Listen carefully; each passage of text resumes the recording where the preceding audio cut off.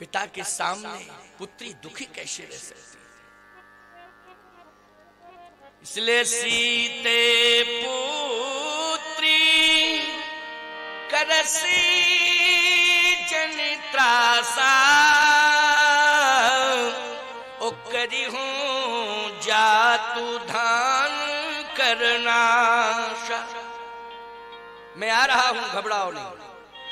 और गिद्धराज जटायु ने ऐसा वार किया, चौचन मार विदारिश देही और दंड एक भई मूर्छाते ही। रावण जैसे बेहोश होकर के गिरा तो जो पक्षी मड़रा रहे थे उनको आश्चर्य हुआ, देख के आश्चर्य हुआ ना, गजब हो गया, गजब हो गया, गजब हो गया। वो सारे पक्षी सब गिद्धराज जटायु के सामने आ गए और बोले, जटायु तुम संघर्ष करो, हम तुम्हारे साथ हैं। तुम तो संघर्ष करो, हम सब तुम्हारे साथ हैं, चिंता मत करो। बोलो, यही है वर्तमान की स्थिति की नहीं? गिद्धराज जटायु ने कहा, केवल इतना साथ दे दो। कितना? मैं बेटी सीता को टूटी फूटी जो मेरे पास गुफा है उसमें ले जाऊं और सम्मान पूर्वक उन्हें स्थापित कर दूं, लेकिन जब तक मैं लौट के ना आ जाऊं तब तक इसको जाने मत देना। अगर ये होश में भी आ जाए तो इससे जाने मत देना, बस इतनी मदद करो। लेकिन ये पक्षी कहां मदद करने वाले। जैसे ही गिद्धराज जी श्री जानकी जी को गुफा में ले गए, इतने में ये पक्षी सब उड़ गए, मैदान खाली, सब उड़ गए। भय सता रहा था इनको कि रावण अभी मूर्छित है, कहीं होश में आ गया तो जितने पक्षी हैं एक नहीं बचेंगे, सब मरेंगे। याद रखना, गिद्धराज जटायु जी क्यों नहीं डर रहे हैं रावण से? ये पक्षी क्यों डर रहे हैं? क्योंकि इन पक्षियों के पास चरित्र नहीं है और गिद्धराज जटायु के पास चरित्र है। निर्बल बलवान से डरता है, निर्धन धनवान से डरता है, मूर्ख विद्वान से डरता है, लेकिन चरित्रवान से सब डरते हैं। चरित्र में बड़ी ताकत होती है, इसलिए चरित्रवान बनो। गिद्धराज जटायु रावण से नहीं डर रहे हैं, क्यों? चरित्रवान है, क्या डरना। जैसे ही किशोरी जी को गुफा में स्थापित किया और कहा, बेटी ये घर है, सोने का भवन नहीं है। जनकपुर में सुंदर सदन है, अयोध्या में कनक भवन है, लेकिन ये गरीब बाप है, इसके पास टूटी फूटी गुफा है। लेकिन बाप गरीब होता है, उसके पास भवन नहीं होता है, झोपड़ी होती है, लेकिन फिर भी अपनी बेटी को झोपड़ी में रखता है और झोपड़ी के बाहर एक चारपाई डालता है और बेटी की अस्मिता की रक्षा करने के लिए जब तक हाथ पीले नहीं कर देता है तब तक सोता है कि रोता है? ईमानदारी से बताओ। वो रात भर रोता है कि जब तक मैं अपनी बेटी का हाथ पीला नहीं कर दूंगा तब तक मुझे नींद आने वाली नहीं है। ये गरीब बाप बेटी की प्रतिष्ठा को बचाने के लिए रात भर रोता रहता है कि मैं अपनी बेटी का हाथ पीला जब कर दूंगा तभी मुझे नींद आएगी। गरीब से गरीब बाप, उसका सबसे बड़ा धन है बेटी, सबसे बड़ी इज्जत है बेटी, सबसे बड़ी प्रतिष्ठा है बेटी। इसलिए बेटियों से भी हाथ जोड़ के मेरी प्रार्थना है कि बाप की प्रतिष्ठा जैसे भी बच सकती हो पूरा प्रयास कर लेना कि बाप की प्रतिष्ठा न जाने पावे समाज। ये बेटियों से मेरी हाथ जोड़ के प्रार्थना है, भूल करने की आवश्यकता नहीं। एक बाप की प्रतिष्ठा का सवाल है। बेटी वही है जो बाप की प्रतिष्ठा को बचाए। पुत्री पवित्र किए कुल दो, सुजस धवल जग कहे सबको। आज बेटियों को बहुत बड़ी प्रेरणा मिल रही है इस प्रसंग से। लेकिन वापस जब जटायु जी पहुंचे तो तब सक्रोध निश्चर खिसियाना और काडिश परम कराल कृपाना, उसने कृपाण निकाली। जैसे ही कृपाण सामने आई जटायु जी के, तो जटायु जी बैक नहीं हुए, पीछे नहीं हटे। कृपाण से भयभीत नहीं है, क्योंकि चरित्रवान मौत को चैलेंज करता है, मौत से डरता नहीं है। बोलो भाई, जो चरित्रवान होता है वो मौत को चैलेंज करता है, मौत से डरता नहीं है। गीधराज जटायु जी मौत से डरे हैं कि चैलेंज किया मौत को। बोलो, चैलेंज किया, कहा ये तेरी कृपा, इससे मैं डरता नहीं हूं, लेकिन तूने मेरी बेटी के अपमान करने का दुस्साहस किया है रावण। आज भले ही तू कृपान लेकर के मेरे सामने आ गया है, लेकिन तेरी कृपान मेरा कुछ नहीं बिगाड़ सकती है, क्योंकि मेरे ऊपर प्रभु राम की कृपा है, तो मैं कृपान से डरने वाला नहीं हूं। जिसके ऊपर भगवान की कृपा होगी वो कृपान से डरेगा क्या? और जटायु जी ने आक्रमण किया, और जैसे ही आक्रमण किया तो उस कराल कृपाण से रावण ने दोनों पंख काट दिए। प्यारे, दोनों पंख कटे तो याद रखना, उस समय राम राम राम राम राम राम की ध्वनि उच्चरित हो रही है। काटी सी पंख परा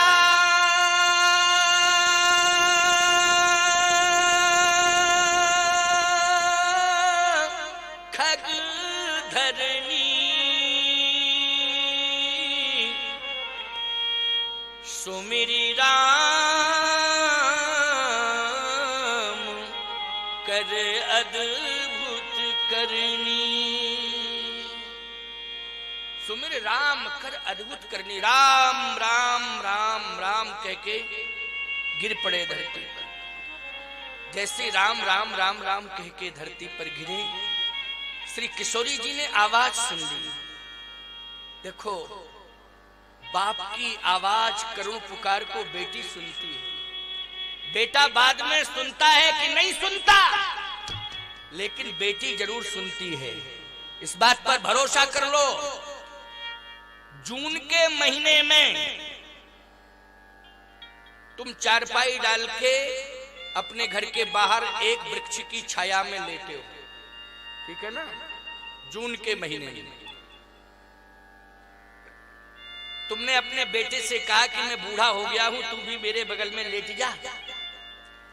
किसी तरह से बेटा लेट गया। बेटी घर के अंदर लेटी हुई है। उदाहरण दे रहा हूं, सुनते जाओ। बेटी घर के अंदर लेटी है। बूढ़े बाप को रात्रि के 12 बजे प्यास लगी। बगल में बेटा लेटा है। बाप ने कहा, बबुआ ओ बेटा। तो पहले तो तुमने सुना नहीं। जब उसने ज्यादा ही हिलाया डुलाया तो तुम कहते हो हाँ क्या बात है, बोलो। कहे प्यास लगी है, पानी पिला दो। तो तुम्हारी आंखें लाल। कल से तुम्हारे बगल में नहीं लेटे। तुम दिमाग खराब करते हो, पूरी नींद बर्बाद करती हो, खूब नींद नहीं आती है, हमको परेशान करते हो। क्यों भाई, बात गलत बोल रहा हूं मैं? जल्दी बोलो। आंखों में तुम्हारे आंसू आ गए। धिक्कार है, लानत करो। जिंदा में बाप को पानी नहीं दे रहे हो, मरने के बाद पानी देते हो। जियत बाप सम दंगम दंगा, मरे बाप पहुंचावे गंगा। जिंदा जीते जी बाप को पानी नहीं दे रहे हो, बूढ़ी माँ को पानी नहीं दे रहे हो, मरने के बाद कहते हो हम पानी दे रहे हैं। लेकिन सावधान, बेटी अंदर लेटी है। बाप की आवाज बेटी के कान में पहुंची। बाप ने बेटी से ये कहा नहीं था कि मुझे प्यास लगी है, तू पानी पिला दे। उसने तो बेटे से कहा था, लेकिन बेटी के कान में आवाज पहुंची कि मेरा बाप प्यासा है, पानी मांग रहा है। ईमानदारी से बताओ, रात्रि को 12 बजे एक लोटा पानी भर के बेटी बाप के सामने आ जाती है कि नहीं? और कहती है पिताजी आपको प्यास लगी है, पानी पी लो। बोलो पानी बेटे ने पिलाया कि बेटी ने पिलाया?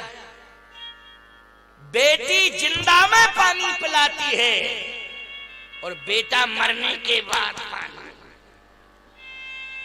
बारे बेटा है क्यों भाई, गलत कह रहा हूं क्या? फिर भी कहते हो एक बेटा हो जाए, एक बेटा हो जाए, एक बेटा हो जाए। मैंने कहा बेटा बेटा का भजन करता है तू ज्यादा? कहे महाराज बात यह है कि बेटा नाम चलाएगा हमारा।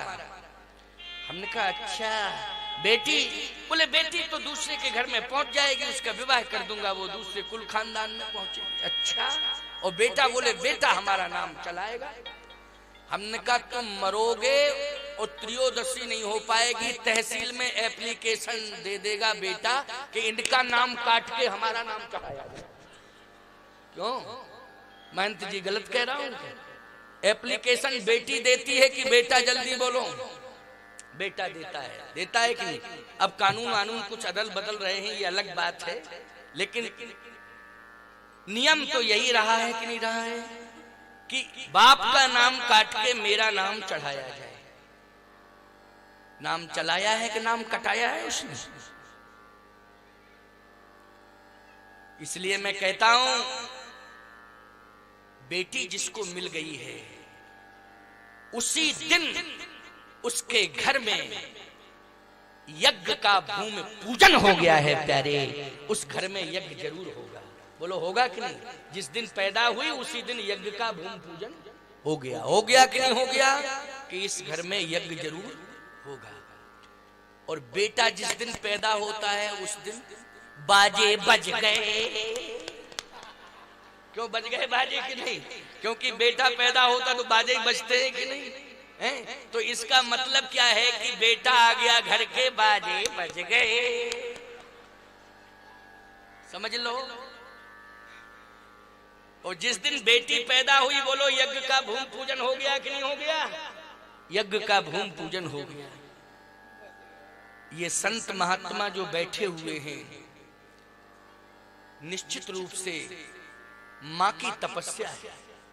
किसकी तपस्या है? मां की तपस्या है। बाप में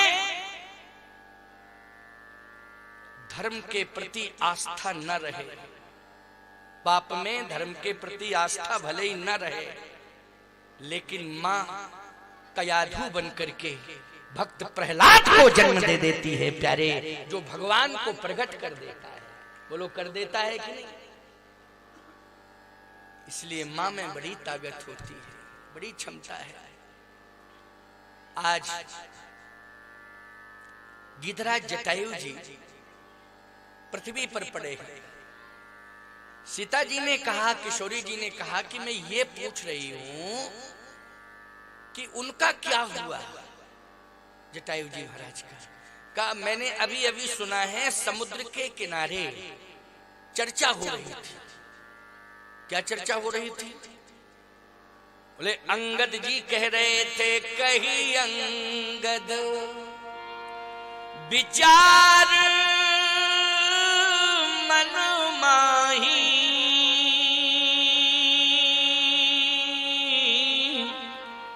धन्य जटायु सम को नाही। लेकिन जटायु के समान कोई धन्य नहीं है। आगे सुनाओ। हनुमान जी के आंखों में आंसू आ गए। कहा माता जी उनके बारे में यही समाचार मिला कि राम काज कारण तनु त्यागी, ओ हरिपुर गए परम बड़ भागी। बस जानकी जी ने अपना मस्तक पृथ्वी पर पटक दिया। जटायु जी नहीं रहे, इस दुनिया में नहीं रहे। कहा माता जी सुना तो यही है। राम काज कारण तन त्यागी, हरिपुर गए परम बड़ भागी। जानकी जी ने कहा मैं ये पूछ रही हूं कि जिस स्थल पर उनके पंख काटे गए थे वो घनघोर जंगल था, तो कहीं उस जंगल के हिंसक जीवों ने कहीं जटायु जी के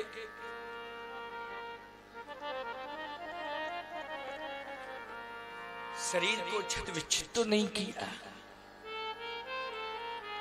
कहा माता जी उनसे बड़ा भाग्यवान इस दुनिया में कोई नहीं है। जैसे ही उनके पंख कटे तुरंत प्रभु राम उनके पास आ गए प्रभु राम। हाँ, फिर क्या हुआ? बोले उनको उठा के गोद में लिटा लिया। यही कथा है कि नहीं? बोलो, यही कथा है ना? प्रभु राम ने अपने हाथों से उठाया और अपनी गोद में लिटा लिया। जानकी जी ने कहा यही सुनना चाहती थी। गोद में भगवान ने उठाया, गीध को गोद में राख दया निधि नैन सरोजन में भरिवारी, बारही बार समारत पंख जटायु के धूल जटान सो झारी। भगवान ने उठाया और गोद में लिटा लिया। जब दशरथ जी महाराज प्राणांत कर रहे थे तो उस समय कौशल्या जी ने गोद में उठाया ना। और जटायु जी महाराज जब प्राणांत कर रहे थे तो प्रभु राम ने गोद में उठाया।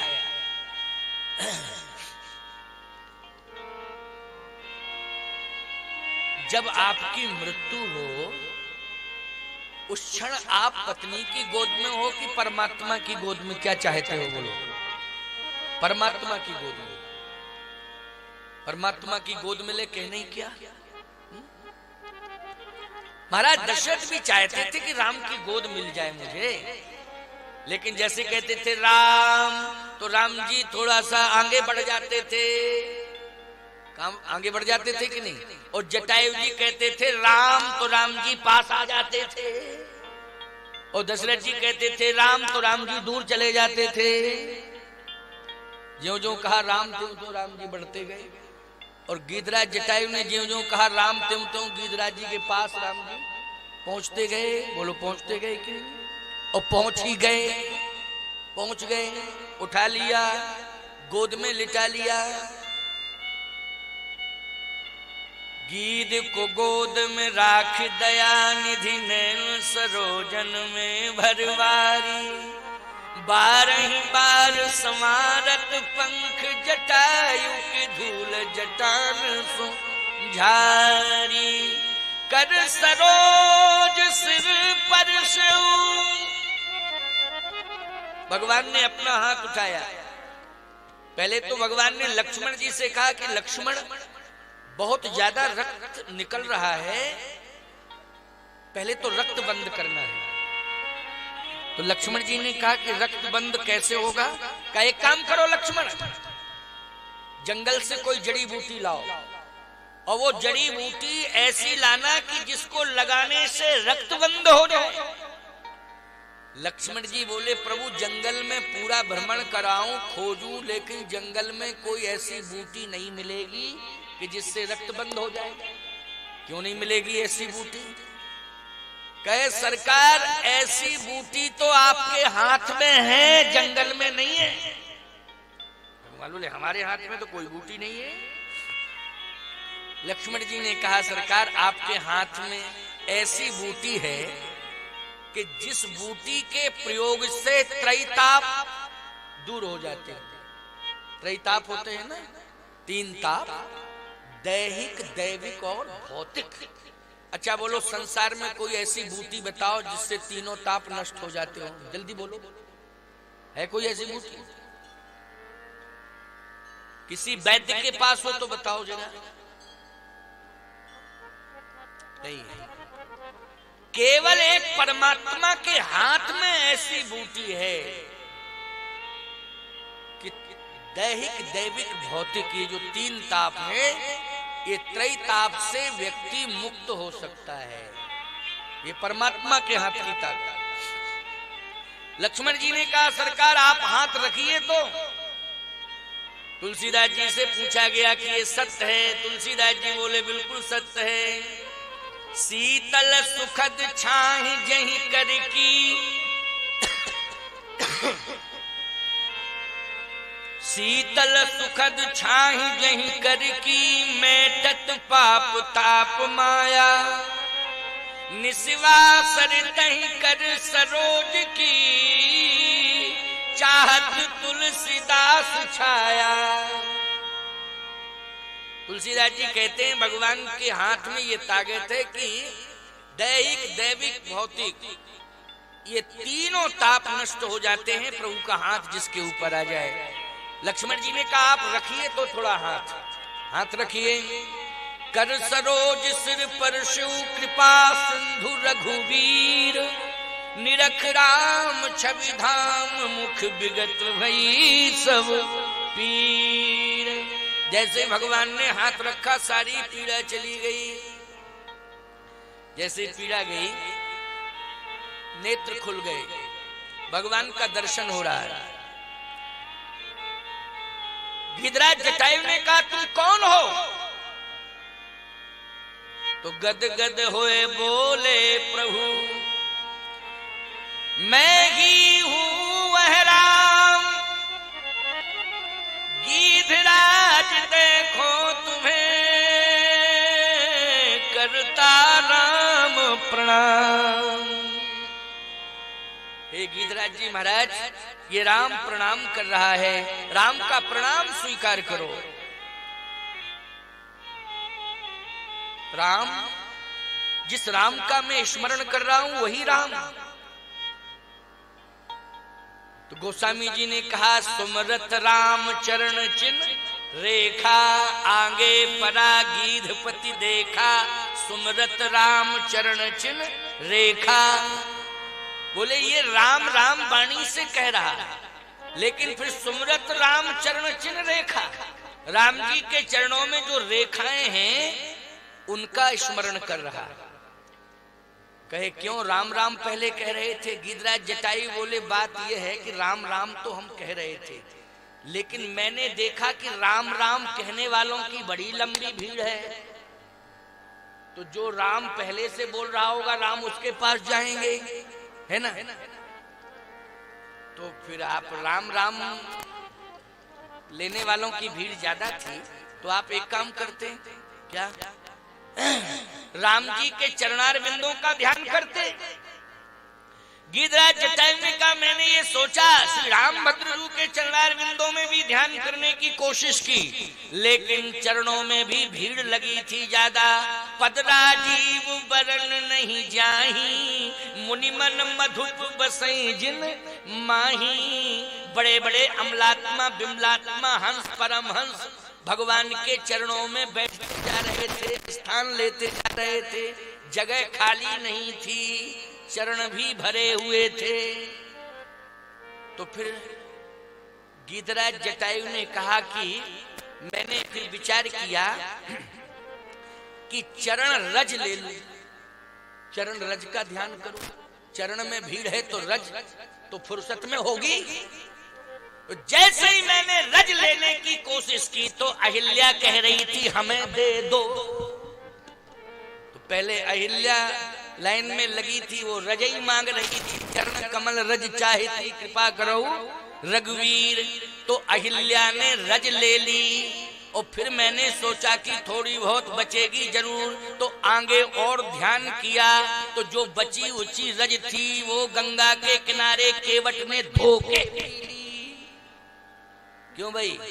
केवट ने क्या किया? धोके ही पी ली उसने। अब जब केवट ने रज धोके पी ली, अब रज बची कहाँ?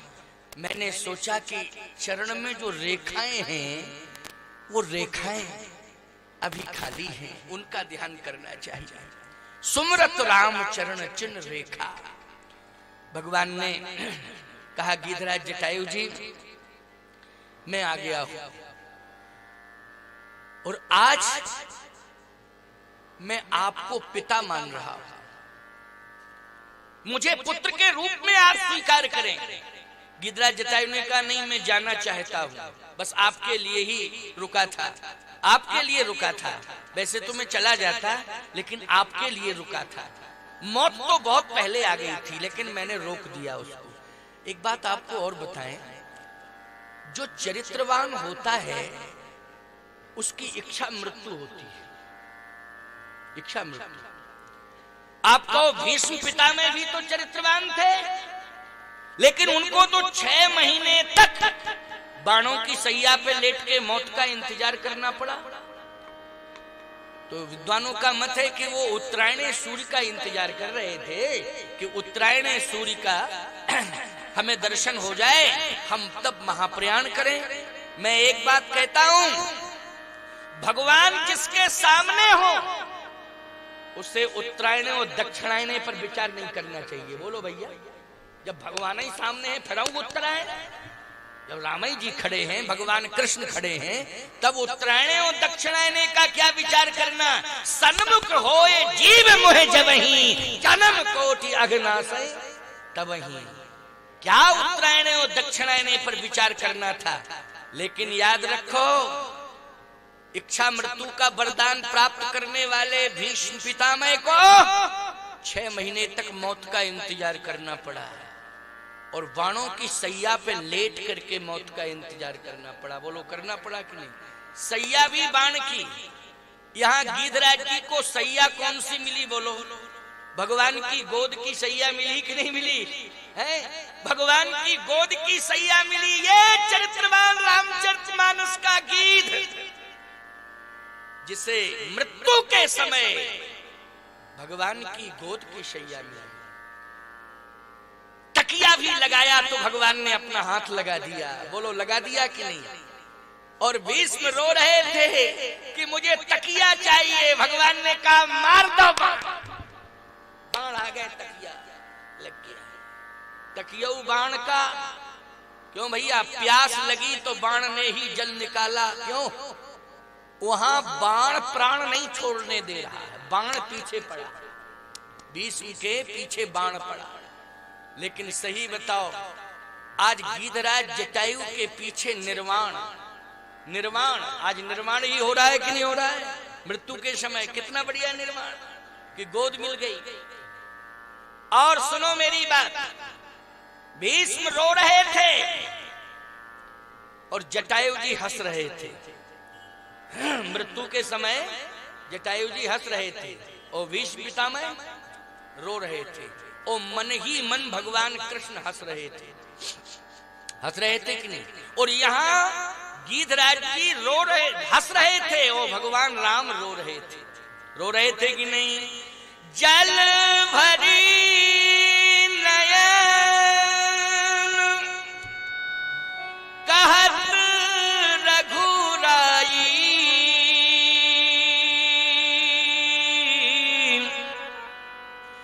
तात करम ते निज गति पाई। तात करम ते निज गति पाई।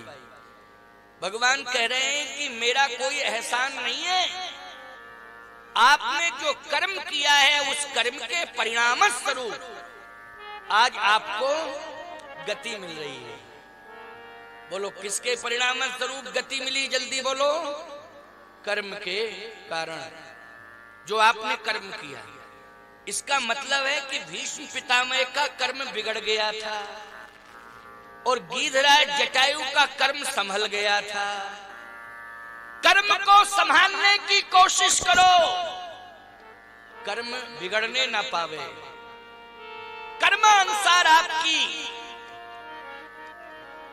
देह किसी भी जाति में आई, कर्मानुसार आपका जन्म किसी भी जाति में हुआ, लेकिन प्यारे कर्म बिगड़ने से आपको ये गिलानी हो रही होगी कि हमको साधारण जाति में पैदा होना पड़ा। समझ गए हो कि नहीं। हम जाति वाति का नाम नहीं लेते, संकेत कर देते हैं केवल। आपको गिलानी हो रही होगी कि हमारा जन्म तो बहुत ही निम्न जाति में हुआ, लेकिन मैं दावे के साथ कह रहा हूं, कर्म के माध्यम से अपनी मृत्यु को सुधार लो।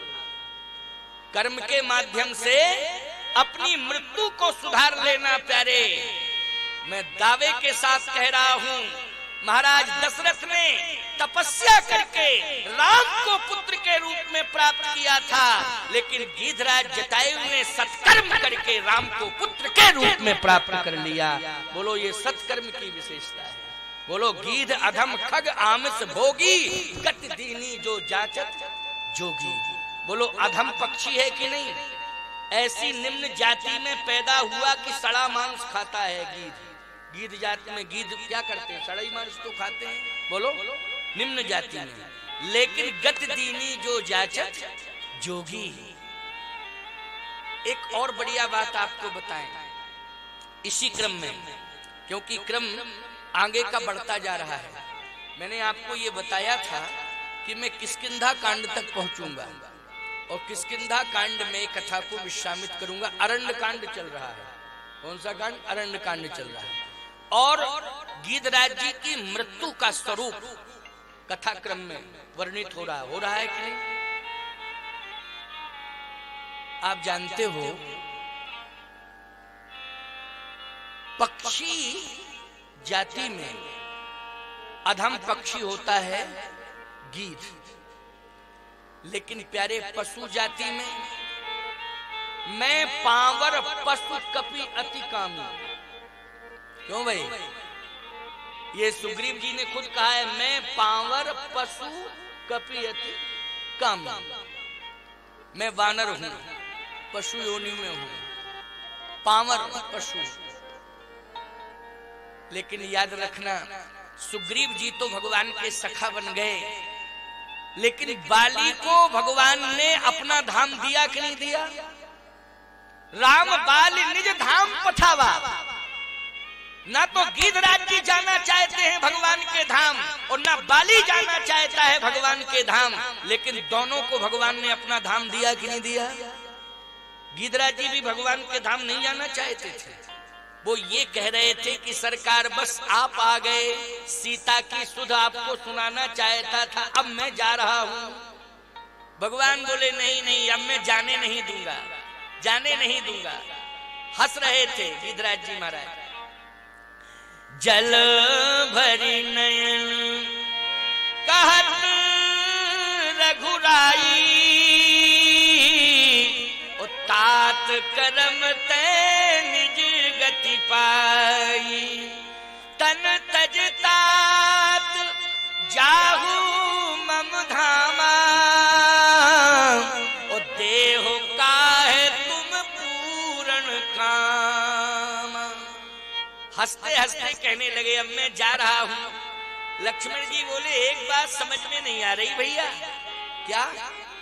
कि मरने वाला जीव रोता है मरते समय, लेकिन ये मरने वाला हंस रहा है। ये बात समझ में नहीं आ रही है। अच्छा, जितने भी संसार में मरते हैं, मृत्यु को प्राप्त होते हैं, वो रोते हैं कि नहीं रोते हैं?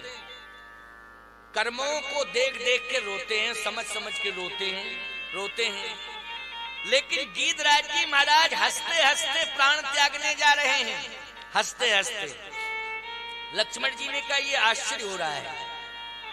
भगवान ने कहा, देखो लक्ष्मण, गीधराज जी से पूछो, गीधराज जी से पूछो कि ये हंसते हंसते प्राण क्यों त्याग रहे हैं। लक्ष्मण जी ने कहा, गीधराज जी महाराज ये बताइए आप कि मरने वाला जीव रोते रोते प्राण त्यागता है, लेकिन आप हंसते हंसते प्राण त्याग रहे हैं, ये बात समझ में नहीं आ रही, बहुत बड़ा आश्चर्य। गीधराज जी ने कहा, दुनिया वाले जब मरते हैं तो इसलिए रोते हैं कि उनके सामने मृत्यु के समय काल आ जाता है। क्यों भाई? काल को देख देख के रोते हैं कि नहीं रोते? गीधराज जी ने कहा, दुनिया वाले इसलिए रोते हैं क्योंकि उनके सामने मृत्यु के समय काल आता है, तो काल को देख करके वो रोने लगते हैं। गीधराज जी ने कहा, लेकिन मेरे सामने मृत्यु के समय काल नहीं, कौशल्या का लाल आ चुका है, इसलिए मैं हंसते हंसते महाप्रयाण करूंगा। जिसके सामने मृत्यु के समय कौशल्या का लाल खड़ा हो, बोलो वो रोते रोते प्राण छोड़ेगा कि हंसते हंसते? हंसते हंसते। मुख मुस्काए कही तहीं बाता, मुख मुस्काए, प्रसन्न हो रहे हैं, हंस रहे हैं। भगवान ने कहा कि गिरिराज जी महाराज, आप जा ही रहे हो तो आज आप मांग लो वरदान। गिरिराज जी ने कहा मुझे वरदान नहीं चाहिए। काय का वरदान?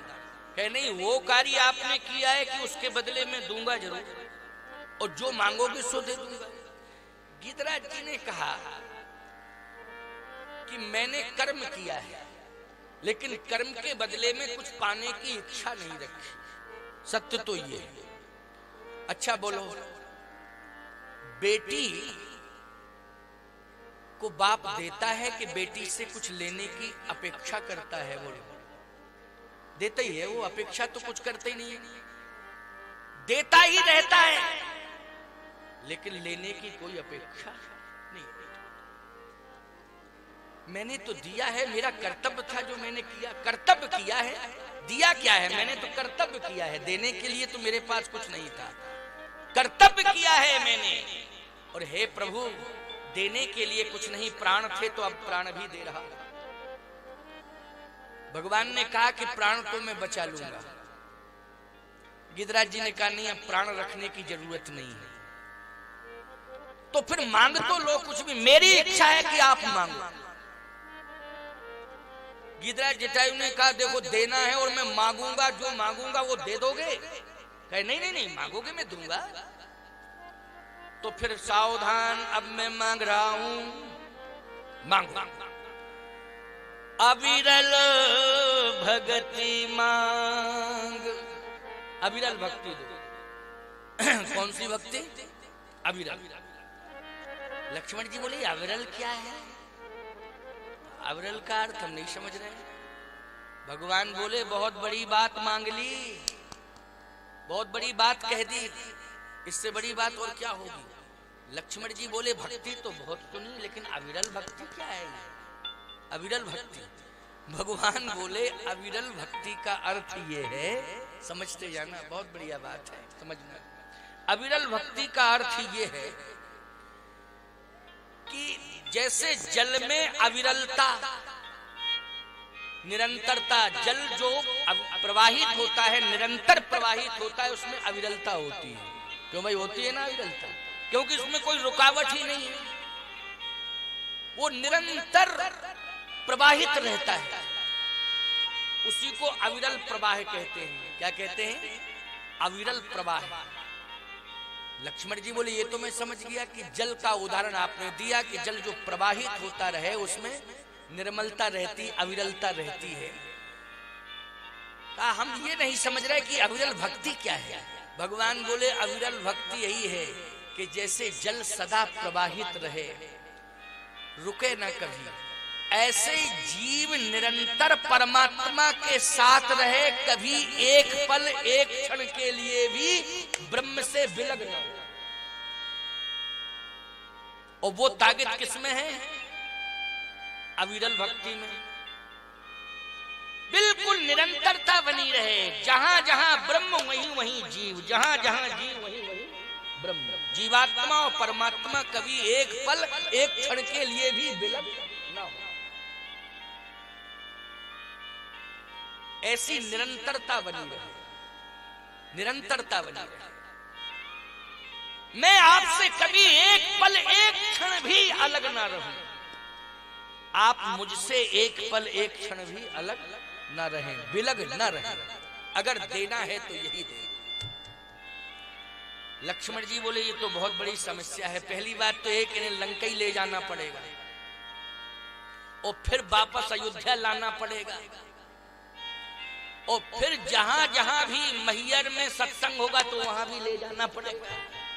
चित्रकूट जाएंगे तो वहां भी ले जाना पड़ेगा।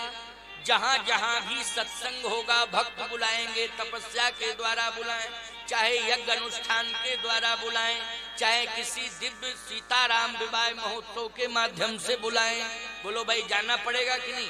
आपको जाना पड़ेगा, तो आपको गिद्धराज जटायु को साथ ले जाना पड़ेगा। लक्ष्मण जी बोले भैया विचित्र मांगा। भगवान बोले घबराने की जरूरत नहीं है लक्ष्मण, जटायु जी का कर्म इतना श्रेष्ठ हो गया। अब देखो कर्म की श्रेष्ठता पर चिंतन चल रहा है। गिद्धराज जटायु जी महाराज का कर्म इतना श्रेष्ठ हो गया है, इतना श्रेष्ठ हो गया है कि आज इस कर्म के प्रभाव से मैं गिद्धराज जी को केवल अपना धाम ही नहीं दे रहा हूं, अपना स्वरूप भी प्रदान कर रहा हूं। गीध देह तज धर हरि रूपा। अब बताओ गीध रहा कहां? गीध हो गया भगवान। बोलो हो गया कि नहीं? तो कर्म के बल पर पक्षी, अधम पक्षी इंसान नहीं बना बल्कि भगवान बन गया। अर्थ निकल आया कि नहीं बना? कर्म के बल पर पक्षी इंसान नहीं बना, क्या बना? भगवान बना। बोलो कर्म के बल पर उसने भगवान का धाम भी ले लिया और भगवान का रूप भी ले लिया। अब बोलो अविरल भक्ति का निर्वाह हो गया कि नहीं हो गया? हो गया निर्वाह। स्वीकार कर रहे हो तुम लोग? हाँ कह तो रहे हो, लेकिन